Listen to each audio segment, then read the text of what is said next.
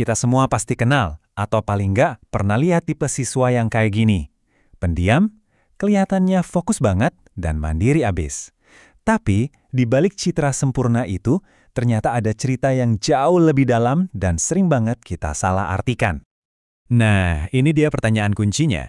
Mereka ini bukan pemalu, dan seringnya juga bukan sombong.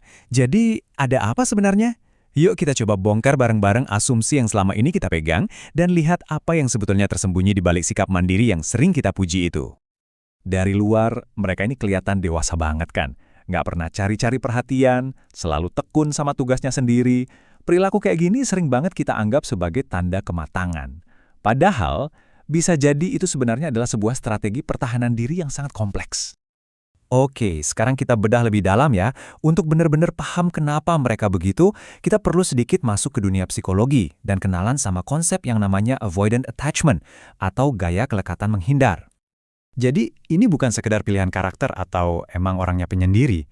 Ini tuh mekanisme bertahan hidup yang dipelajari sejak kecil.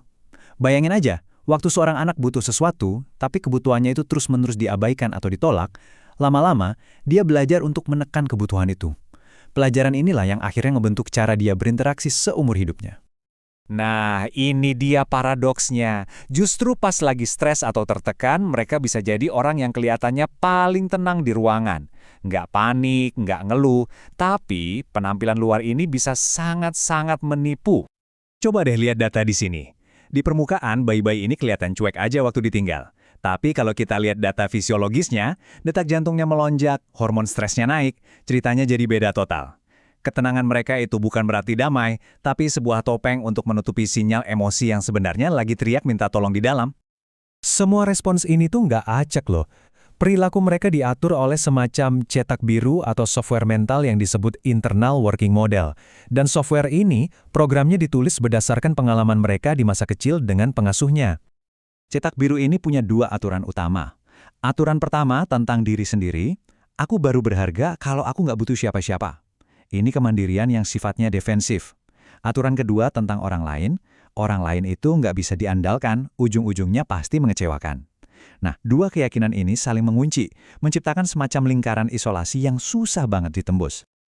Strategi yang dulunya jadi tameng untuk melindungi diri di masa kecil, seiring waktu justru bisa berubah jadi penjara. Mari kita lihat gimana biaya dari strategi ini terus menumpuk sepanjang hidup mereka. Pola ini terus berkembang. Waktu di PAUD, mereka dipuji pemberani karena nggak nangisan. Masuk SD, mereka mulai sembunyiin nilai jelek atau kalau nggak ngerti pelajaran. Pas remaja, mereka cenderung menolak nasihat. Puncaknya, waktu masuk kuliah, di mana tuntutan jauh lebih tinggi, ilusi bisa sendiri ini bisa hancur, dan akhirnya berisiko tinggi stres berat sampai drop out. Jadi, ini poin yang penting banget. Data secara konsisten menunjukkan semakin tinggi tingkat avoidant attachment seseorang, dalam jangka panjang prestasi akademiknya cenderung lebih rendah. Kenapa? Ya karena setiap kali mereka bingung tapi nggak mau nanya, itu ibarat satu bata pengetahuan yang hilang dari fondasi mereka. Lama-kelamaan, bangunannya jadi rapuh. Ini bukan soal angka aja, tapi sinyal bahaya yang perlu kita perhatikan. Nah, ceritanya jadi makin kompleks kalau kita tarik ke konteks budaya kita di Indonesia. Budaya kita yang sangat kolektif, yang menekankan kebersamaan, ternyata bikin perilaku menyendiri ini jadi punya arti yang beda banget. Pasti kita familiar banget sama ini kan? Di satu sisi, guru bisa aja bilang, oh anak itu baik kok, pendiam, sopan, gak pernah bikin masalah. Sikapnya yang gak banyak omong dianggap bentuk kesopanan. Tapi di sisi lain, teman-temannya mungkin ngomong, dia ajak kerja kelompok susah banget, sombong deh kayaknya. Satu perilaku yang sama, tapi bisa dicap sopan sekaligus sombong. Dan salah paham ini akibatnya nyata. Mereka bisa dapat stigma sosial yang lebih berat karena dianggap nggak mau guyup. Perilaku mereka nggak dilihat sebagai luka psikologis, tapi sebagai cacat karakter.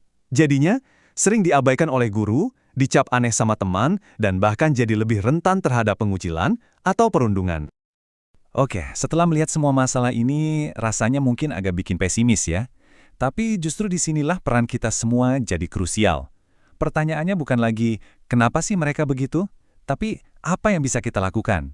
Dan jawabannya bukan memperbaiki mereka, tapi mengubah lingkungan kita untuk membangun sebuah pangkalan yang aman.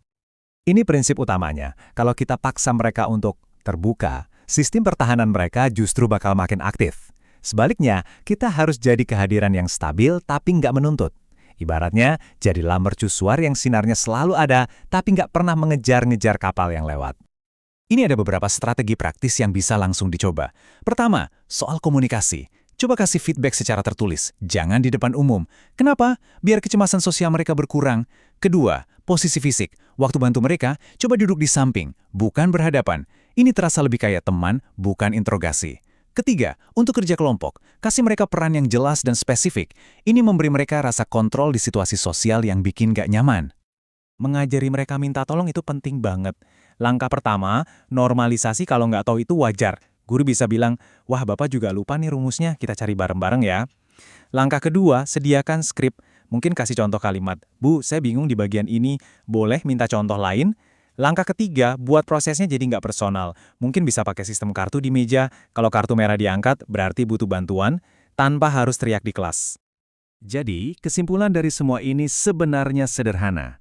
Siswa yang paling tenang itu belum tentu yang paling oke. Bisa jadi, merekalah yang justru sedang bertarung paling hebat di dalam dirinya sendiri. Mereka nggak butuh pujian atas kemandirian palsu mereka, tapi mereka butuh empati dan dukungan yang tulus dari kita. Pemahaman baru ini bukan sekedar informasi, tapi sebuah undangan untuk kita semua.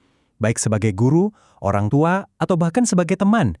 Ini adalah kesempatan untuk melihat lebih jauh dari sekedar perilaku, dan benar-benar melihat sosok individu yang mungkin selama ini diam-diam sedang mencari pangkalan yang aman untuk bersandar.